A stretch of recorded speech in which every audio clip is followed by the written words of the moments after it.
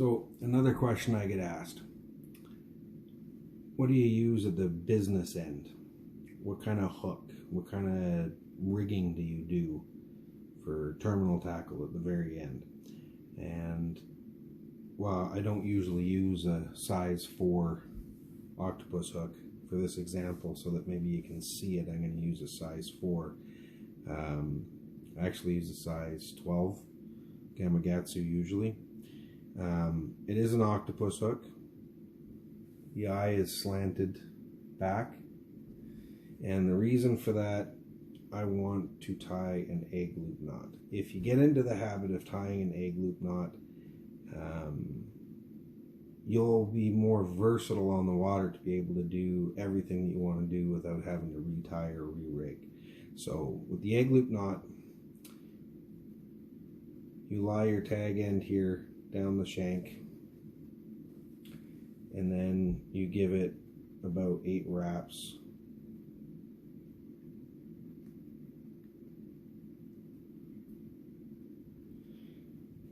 You can't be already tied on to your swivel or your main line. You need to have the main, the end that's going to attach to your main line, you have to have that free when you're tying the egg loop. So I'm using braid just so that you can see this. You're going to put that back through the eye of the hook, and you're just going to leave a little bit of a tag. Then you're going to hold that down the main line, and you're going to pinch it. Okay, so you see what that's done there? Okay. Then I'm going to grab my wrapping end, and I'm going to wrap this another 8 or 9 times.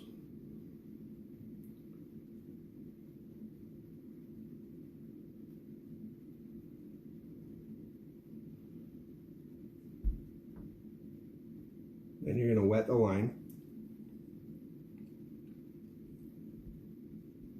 You're going to pinch it. And you're going to pull that line all the way through. Once you've pulled that all the way through, you're going to have to snug it up. So now it's snugged up. I'm going to trim this tag end here.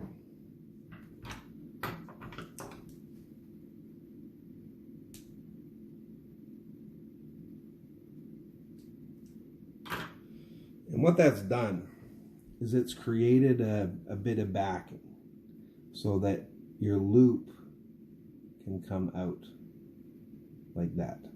You see? So, what's the point of doing that?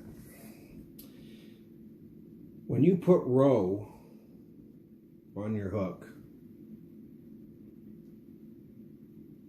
and I'll kind of do this the way a lot of guys do, through the knot, okay? There's something in the way. There's something that can move here, cover the barb, and allow the fish to get off. It can also cover the hook so that the fish, when it bites, doesn't get the hook. So how many times have you had a bobber down, set, didn't hook the fish, reeled in, and your row bag was smashed? So you got to put new row on. Everybody that's river fished, anybody that's ever fished with row, you come back with smash bags. Okay, so what does the egg loop do? If I move this now up here and I grab this loop and I put this loop around the eggs, around the bag, just like that, and I pull. You see where it moves the row bag?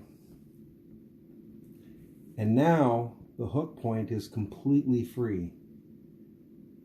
You're going to hook up and increase your hookup percentage dramatically simply by where the row is sitting on your hook by using the egg loop knot. Okay. The other benefit, let's say you're fishing beads. So I don't have one there.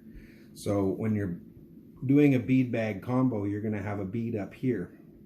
And if your row bag is hanging on your hook, if the fish takes the bead and you go to set the hook, that row bag can be covering the hook and you miss the hook set. Here, with the using the egg loop knot, you see how free the hook is. If you have a bead on here and the trout comes in and takes that bead, when that line pulls tight and you set the hook, you're going to get a hook set every time.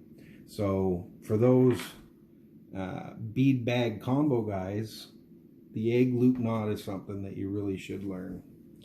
Now, let's say, God forbid, you're on the river and you run out of row.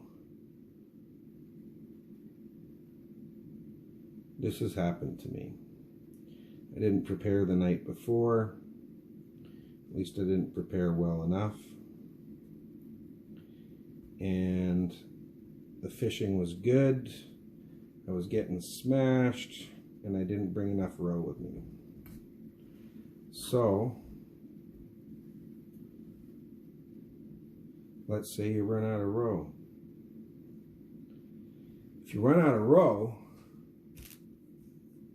all you need to have in your bag is a straw full of yarn. Now, you can buy these yarns at craft stores. You can buy them at fly shops and tackle stores as well. Put together a combination of yarn that you like. I like to have a pink core. I think it looks more like a fertilized egg. If you can see that. I like to wrap it with some white and yellow or cream color. And then you just fish a piece of line through your straw.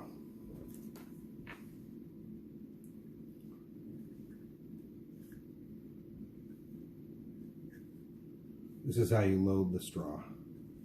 Fish a piece of line through your straw, feed it back through, take your yarn combo that you want, put it in there, and then pull down, and it'll pull the yarn into the straw. You can load the straw, and then you have that right there.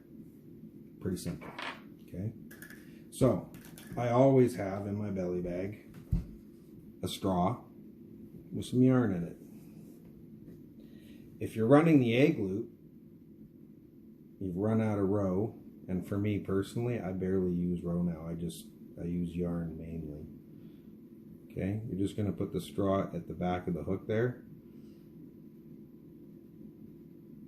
You're going to cinch down so that it's tight with that egg loop. Then you're going to pull the straw a little bit.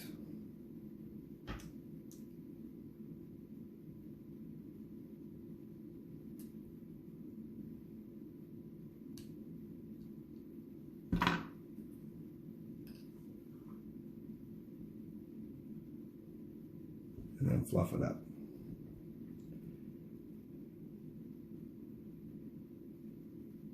Trim as you like, but now you have a yarn fly. And it's on there. And you know what? You're going to fish that all day long and it's never going to come off. Unlike row where you're putting new fresh bags on all the time, you can fish that yarn all day long. It's amazing. You want to take it off and change color, you back off the loop, pull the yarn out, put it in your bag, don't leave it on the riverside, and then change to a different yarn. You thought that one was too small. I usually have a couple of different sizes on me. Okay, I wasn't getting hit, the water was a little dirty. So I want to upsize. I got a bigger straw.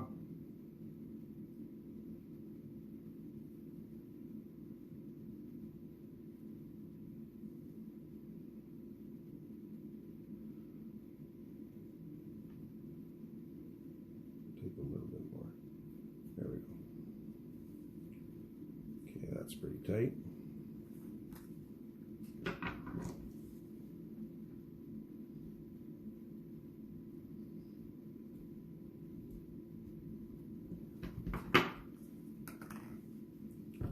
Okay, bigger straw, and I pulled out a little bit more from either side.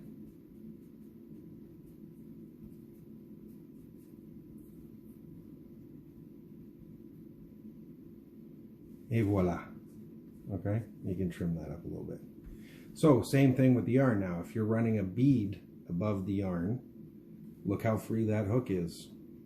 You're going to get a hook up every time, whether they take the yarn or whether they take the bead. So that's the egg loop knot.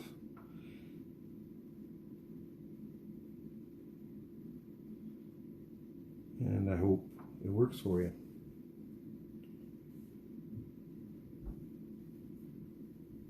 Let me know if you try it, you like it, come back to the post and find the post and make a comment.